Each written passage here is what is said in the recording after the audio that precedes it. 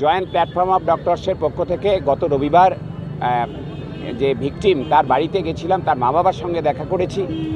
সেখানে পোস্টমর্টেম যা রিপোর্ট আমরা দেখেছি তাতে যা আমাদের মনে হয়েছে, পোস্টমর্টেমে যেরকম আঘাতের চিহ্ন মেয়েটির শরীরে ছিল এবং অন্যান্য যা সব নমুনা সংগ্রহ ইত্যাদি হয়েছে, তাতে একজনের কাজ এটা নয়, এটা একাধিক জন জড়িত এবং এই একজনকে ধরে তাকেই হচ্ছে যে তদন্ত গুটিয়ে আনার যে চেষ্টা হচ্ছে, এটা কিন্তু আমরা মানছি না।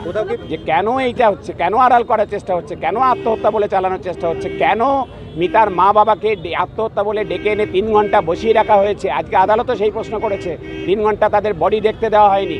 কিসের এত রাগঢাক গুড়গুড়, কী জন্য, কী স্বার্থ লুকিয়ে আছে, কোন প্রভাবশালীর হাত আছে ভিতরে, এই সমস্তটা বের করতে হবে। যারা দুষ্কৃতকারী তাদের তো ধরতেই হবে, তাদের চরম শাস্তি দিতেই হবে। তার পাশাপাশি যারা ধামাচাপা দিতে চাইছিল তাদেরকেও এক্সপোজ করতে হবে, এটা আমাদের অন্যতম দাবি।